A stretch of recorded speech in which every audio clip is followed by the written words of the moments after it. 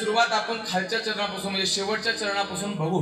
बघा तुम्ही तुकोबाराय सांगतात बाबा इथं म्हणजे कुठं परमार्थामध्ये आल्याच्या नंतर भक्ती मार्गामध्ये आल्याच्या नंतर जीवनामध्ये तुम्ही किती मोठेपणा कमावलाय, तुम्ही किती मोठे आहात, तुम्ही काय करताय, तुमच्याकडे किती संपत्ती आहे, तुम्ही किती मोठा संसार केलाय याच्याशी काहीही घेणे देणं नाही।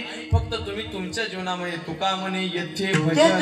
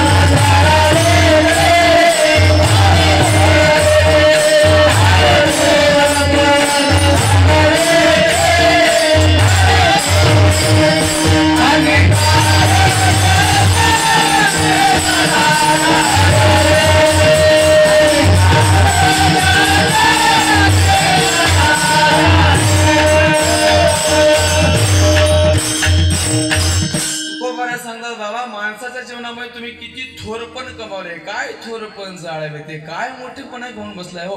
आपण सगळे जण ज्या मोठेपणाच्या पाठीमागे लागलोय ना, तुकाराम महाराज त्या मोठेपणा ज्यानं मोठेपणा कमावलाय ना त्या मोठेपणा कमावलेल्या माणसाला म्हणतात काय जाळायचंय तुमचं मोठेपणा घेऊन, काय जाळायचंय सांगा।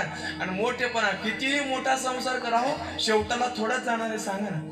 आपण कितीही करोडो अब्जावधी रुपयाचे जरी मालक झालो ना तर जाणार काय आपल्या सोबत तेवढं तरी विचार केला पाहिजे माणसानं।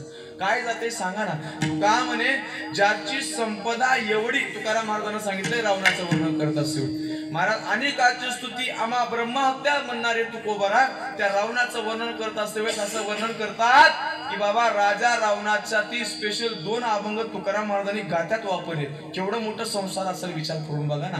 राजा रावणाचं 5 लक्ष घरे पाषाणाची जेथे 7 लक्ष तेथे विठे बंदी कोटी घरे जेथे काशाणी तांब्याची शुद्ध कांचनाची कोटी 5 लाख घर मातीनं बांधलेली होती, अशी माती दगडा मातीनं बांधलेली।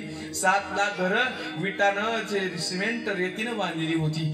1 कोटी घर काशानं बांधलेली, काशाच्या धातून बांधलेली। 1 कोटी घर तांब्याच्या धातून बांधलेली आणि शुद्ध प्युअर 100% सोन्यानं बांधलेली 7 कोटी घर होती।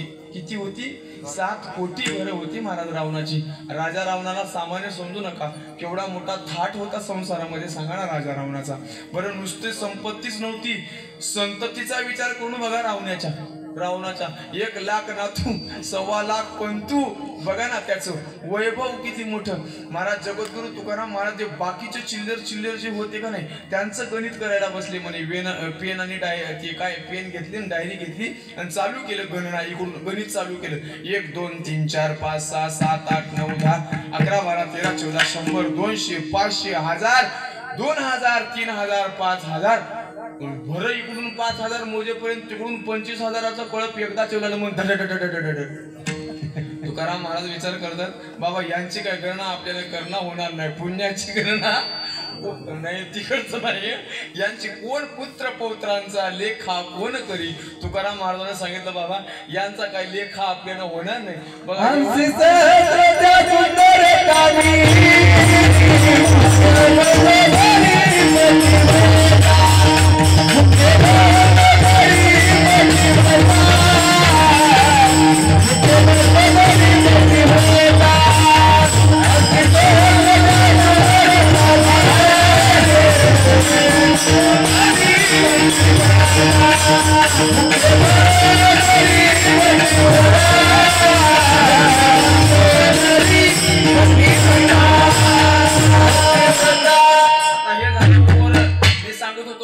त्यांनी सांगितले बायका. आता बायकाचा विचार करून बघा ना, आपली एकच आहे आपली, म्हणजे ते बायकोची गडबड ओढ लागली ना तिकडे, म्हणून होय ते पटकन बायकोचं म्हणजे आलं, म्हणजे आता हाय ना लग्न म्हणून पटकन चला.